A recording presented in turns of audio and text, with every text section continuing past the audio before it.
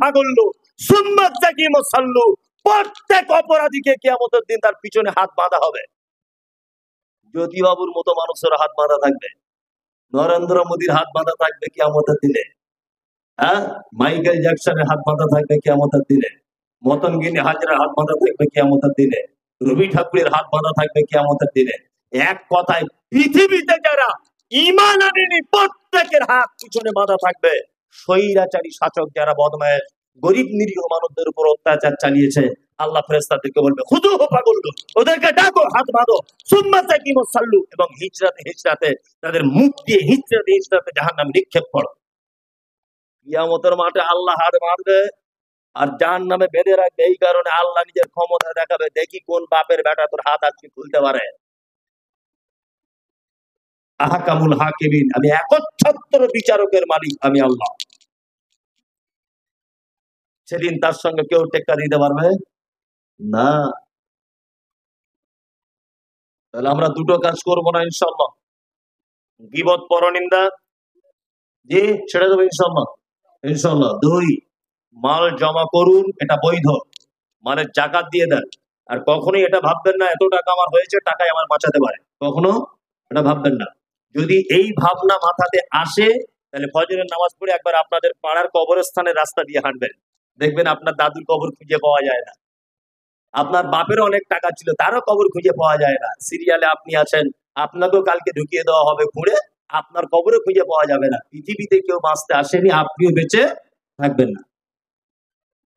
হারাম ইনকাম থেকে বেঁচে থাকুন। বলছে বেটার ভবিষ্যৎ করছি, তুমি বেটার ভবিষ্যৎ করার কে? হ্যাঁ, কি আছে তোমার, তুমি বেটার ভবিষ্যৎ করতে এসেছো? তকদির, এটার উপরে বিশ্বাস করুন। আপনার যতটা নসিবে ছিল আপনি ততটা পাবেন, আপনার বেটার যতটা আছে ও ততটা পাবে, অনুপরিমাণ বেশি পাবে না, এক অনুপরিমাণ সে কমও পাবে না ইনশাআল্লাহ। চলুন তাহলে এই পাপ থেকে আল্লাহ আমাদেরকে বাঁচা করুন। আমি আরো দুটো একটা বাম দিকের লোকের কথা বলে দিই। আল্লাহ তাআলা বলছেন আরাইতাল্লাযী ইউকাজ্জিবু বিদ্দীন, নবী আপনি কি তাকে দেখেছেন যে কিয়ামতের দিবসকে অস্বীকার করে? এই কিয়ামত হবে এটা আপনারা বিশ্বাস করেন না? করেন না? কারা কারা করছেন? সবাই। পানির বোতল নেই তো এখানে, দেন তো একটু, খুব গরম। বিসমিল্লাহ।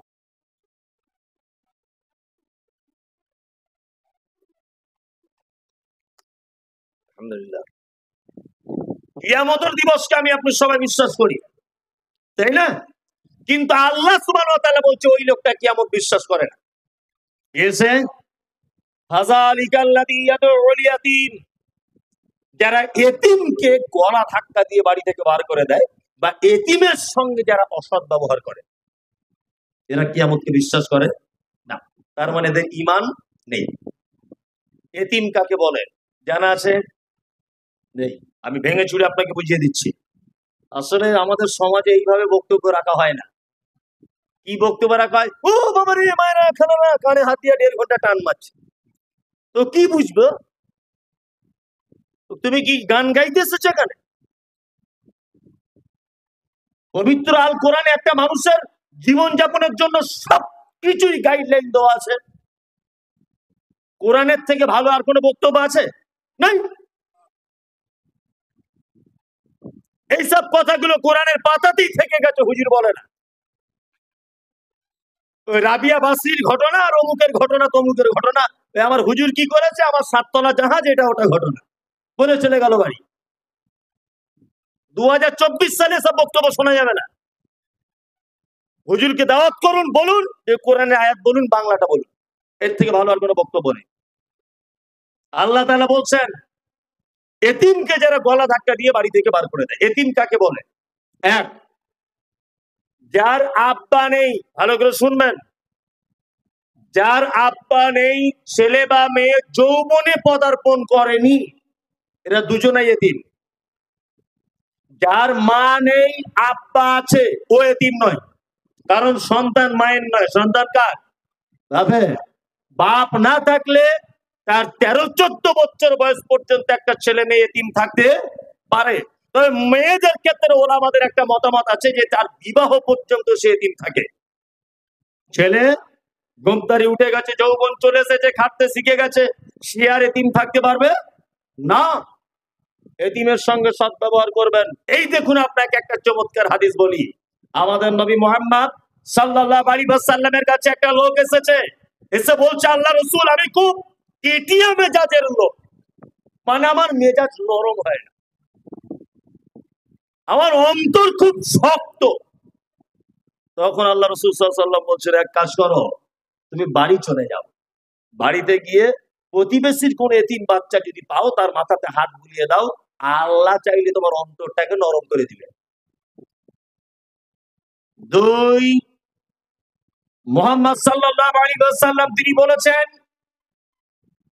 আমি আর এতিমের দেখাশুনোকারী, এতিমের সাহায্যকারী জান্নাতে এতটাই কাছাকাছি থাকবো।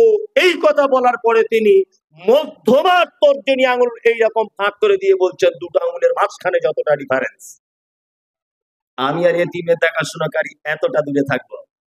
তারপরে এই কথা বলার পরে আল্লাহ নবী সাল্লাল্লাহু আলাইহি ওয়াসাল্লাম আরো বলছেন, আমি আর কন্যার পিতা, অর্থাৎ মেয়ের বাপ, দুইজনা জান্নাতে এইভাবে থাকবো। এইটা বলার পরে তিনি হাত দুটো জমা করে দিলেন। সুবহানাল্লাহ। ওই জন্য আমি অনেক বক্তব্যতে বলেছি যে বাজারের সব থেকে দামি জামা আপনার মেয়েকে কিনে দেবেন, বাজারের সব থেকে দামি ক্যাডবেরিটা আপনার মেয়েকে খাওয়াবেন, বাজারের সব থেকে দামি জুতো আপনার মেয়েকে কিনে দেবেন, বাজারের সব থেকে পছন্দনীয় খাবার আপনার মেয়ের জন্য আনবেন। যেখানেই সফর করবেন, মেয়ের কপালে চুম্বন দিয়ে যাবেন। আল্লাহ নবী সাল্লাল্লাহু আলাইহি ওয়াসাল্লাম যখন সফর কোথাও যেতেন, ফাতেমার মুখে কপালে চুম্বন করে যেতেন। কারণ ইমাম নববী একটা ব্যাখ্যাতে বলেছেন যে সন্তান দুটোই আল্লাহর নিয়ামত, নারী পুরুষ দুটোই, কিন্তু নারী হচ্ছে কল্যাণ আর পুরুষ হচ্ছে নিয়ামত। যদি বলছেন কেমন, আল্লাহর নিয়ামতের হিসাব দিতে হবে আল্লাহর দরবারে। চোখ আল্লাহর নিয়ামত, চোখের হিসাব লাগবে না? বেটা হচ্ছে নিয়ামত, বেটার হিসাব লাগবে কিয়ামতের দিন। আর মেয়ে হচ্ছে কল্যাণ, কল্যাণ মানে নেকি বহন করে আনে। কল্যাণ কি করে? আমলনামাতে নেকি জোগাড় করে। মেয়ে আছে মানে তো আপনার কপাল 5 হাত। অনেক মানুষ আছে না, অনেক বিশেষ করে অনেক বদমায়ের শাশুড়িরা আছে, 4টে-5টে বৌমার মেয়ে হয়ে গেছে বলে মুখের দিকে তাকানো যায় না। এরকম শাশুড়ি, বদমায়ের শাশুড়ি আছে। কি বললাম বুঝলেন না? আরে মেয়ে হয়েছে মানে তো আপনার থেকে ভাগ্যবান আর কেউ নেই। ভাগ্যবান কেমন? আপনার 20টা যদি বেটা হয়, আর 20টা বেটায় যদি হাইকোর্টের উকিল হয়ে যায়, 20টা বেটায় যদি আপনার এমবিবিএস ডাক্তার হয়ে যায়, প্রফেসর হয়ে যায়, কিন্তু আপনার বেটার কারণে আপনি জান্নাতে যাবেন, এই কথা আল্লাহ নবী সাল্লাল্লাহু আলাইহি ওয়াসাল্লাম বলছেন না।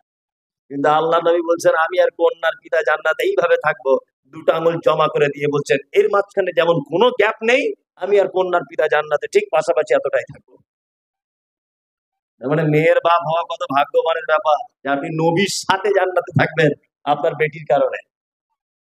ওই জন্য বেটিটাকে একটু ভালোভাবে মানুষ করুন। ওই বেহায়ার মতো জলসায় দোকান লাগিয়েছে, ওর ওড়না নেই, চাদর নেই, ঘুরছে, মামাতো ভাই এসেছে বলে তার সাথে, আপনি কেমন বাপ? ও বার হচ্ছে কেন বাড়ি থেকে? সব থেকে বড় দোষী হচ্ছে আপনার স্ত্রী। ও বোঝে না আমার মেয়ের বয়স কত? ও কেন মামাতো ভাইয়ের সঙ্গে এখন মেলায় যাবে? হ্যাঁ, ও কেন জলসাতে কেনাকাটা করতে বার হবে কেন? হুঁশ নাই ওর মায়ের? আপনি না হয় পুরুষ মানুষ, বাড়িতে থাকেন না, কাজ বাজে থাকেন, আপনার না হয় দোষ একটু কমই আছে। ওর মার কি জ্ঞান বুদ্ধি নাই? খুব হুঁশিয়ারির সঙ্গে থাকবে। মেয়েকে লালন পালনটাও তেমন করে করতে হবে। মেয়ে হলো জিন্স প্যান্ট পরে, টি শার্ট পরে ঘুরছে, ওই মেয়ের বাপ নবীর সঙ্গে জান্নাত থাকা তো দূরের কথা, লাল ঘরে থাকবে। বললাম বুঝলেন তো? খুব সাবধান। এতিম সদ্ব্যবহার করবেন ইনশাআল্লাহ। পাড়া প্রতিবেশী, গেলেন চকলেট কিনতে দোকানে, আপনার পোতাকে নিয়ে, নাতিকে নিয়ে গিয়ে দেখছেন পাড়ার একটা এতিম বাচ্চা দোকানের সাইডে ঘুরছে। আপনার যখন চকলেটটা নিচ্ছেন, ও দেখবেন আপনার হাতের দিকে বারবার দেখবে। আপনি নিষ্ঠুরের মতো চকলেটটা পকেটে ভরে নিয়ে চলে এলেন। কেন? একটা অংশ একটু ভেঙে ওর বাচ্চাটার হাতে দেওয়া যেত না? কেন দিলেন না? চলে এলেন কেন? দেবেন। এটা খুব মারাত্মক একটা ভালো কাজ। আল্লাহ তাআলা তারপরে বলছেন পবিত্র আল কোরআন, ওয়ালা ইয়াহুজ্জু আলা তুআমিল মিসকিন, যারা মিসকিনদের খাদ্য দানে উৎসাহিত করে না। ফকির আর মিসকিন বুঝেন তো, নাকি যার নাম চাল ভাজা তারই নাম মুড়ি? বুঝেন না? না, ফকির মিসকিন বোঝার চেষ্টা করুন। ফকির হচ্ছে সেই যার কাছে কিছু সম্পদ আছে, তারপরেও তার প্রয়োজন মেটে না, অপরের দ্বারস্থ হতে হয়, এ হচ্ছে ফকির। আমি রিক্সা চালাই, সারা বছর রিক্সা চালিয়ে আমার 30,000 টাকা পুঁজি টোটাল। আমার ছেলের এখন হার্টের অপারেশন হবে, টাকা লাগবে 4 লাখ। আমার পুঁজি বলতে রিক্সাটা, 30,000 টাকাটা আর নাই। কি করতে হবে আমাকে? আপনাদের দরজা এসে ভিক করতে হবে। আমি হলাম ফকির। মিসকিনকে, যার কাছে কিচ্ছু নেই, একেবারে নিঃস্ব, একই মিসকিন। মিসকিনদের যারা খাদ্য দানে উৎসাহিত করে না। এইবার আপনাদেরকে একটা চমৎকার হাদিস বলি, একটা ঘটনা শোনাই, শুধু নিঃশ্বাসটা নেবেন, নড়াচড়া করবেন। জান্নাত এমনি পাওয়া যায় না। হযরত উসমানের নাম শুনেছেন? উসমান, আল্লাহু আকবার। এই ঘটনা বললে আমার চোখে পানি চলে আসে, ওই জন্য কথা বলতে চাই না। হযরত উসমানের জামানাতে একবার মদিনাতে ঠিক এইরকম অনাবৃষ্টি, বৃষ্টি নেই, মদিনার খাজির গাছগুলো সব শুকিয়ে যাচ্ছে, মানুষের জমি জানার ফসল সব শুকিয়ে যাচ্ছে, পানি নেই। গ্রামের মানুষেরা দুর্ভিক্ষের কারণে খেতে পাচ্ছে না। গ্রামের যেমন আমাদের পঞ্চায়েত মেম্বার থাকে, কিছু হলে সবাই এক জায়গায় হয়ে এমএলএ এর কাছে যাই, মন্ত্রীর কাছে অভিযোগ করি, ঠিক তেমন পল্লী গ্রামের মানুষেরা যখন খাওয়া দাওয়া বন্ধ হয়ে যাচ্ছে, তারা তখন সবাই মিলে চিন্তা ভাবনা করে বলছে, মদিনা শহরে আমিরুল মুমিনিন হযরত উসমানের কাছে গেলে একবার হয় না, যদি কিছু খাবারের ব্যবস্থা হয়। উসমান কে তখন? মদিনার মুখ্যমন্ত্রী। সবাই কাঁথা কম্বল গুটিয়ে, পেটে বাচ্চা, কারুর কারুর কোলে বাচ্চা, কারুর মাথাতে পানির পাত্র, খাদ্যর সামগ্রী, পিঠি নিয়ে, কাকে নিয়ে, কাঁধে নিয়ে, মেয়েরা, ছেলেরা, বৃদ্ধরা সব মদিনার রাস্তায় যাচ্ছে। কিন্তু আমি একেবারে পাড়া গ্রামের ছেলে, আমার হাতে যদি একটা R15 গাড়ি দিয়ে যদি বলা হয় মমতা ব্যানার্জির সাথে দেখা করে এসো নবান্নে, আমি কি রাস্তা চিনতে পারবো? পারবো না। আমি পাড়া গ্রামের লোক, তারা পল্লী গ্রাম থেকে আসছে শহর, মদিনা শহরে। আল্লাহু আকবার।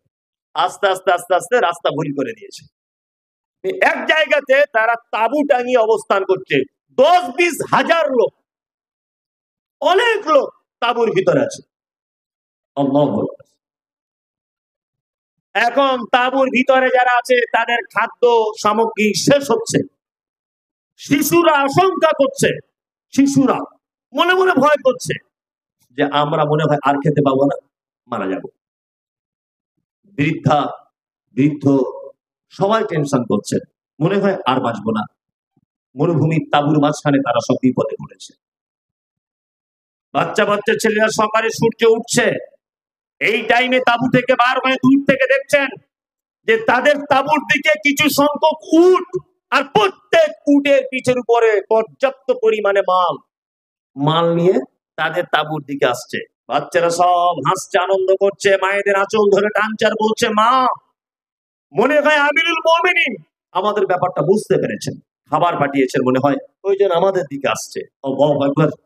কিন্তু বাচ্চারা যখন থালা নিয়ে, বাটি নিয়ে দাঁড়িয়ে আছে, পানির মশক নিয়ে দাঁড়িয়ে আছে, কিন্তু কপাল এত খারাপ, উটগুলো তাদের তাঁবুর পাশ থেকে হেঁটে হেঁটে হেঁটে হেঁটে চলে গেল, দাঁড়ালো না। বয়স্ক মানুষেরা, গরিব মানুষেরা ভাবছে এইটা নিশ্চয়ই কোন ধনী লোকেদেরই ব্যবসার উট হবে, এই উটের পিছনে পিছনেই যাব, দেখে উট কার বাড়িতে যায়।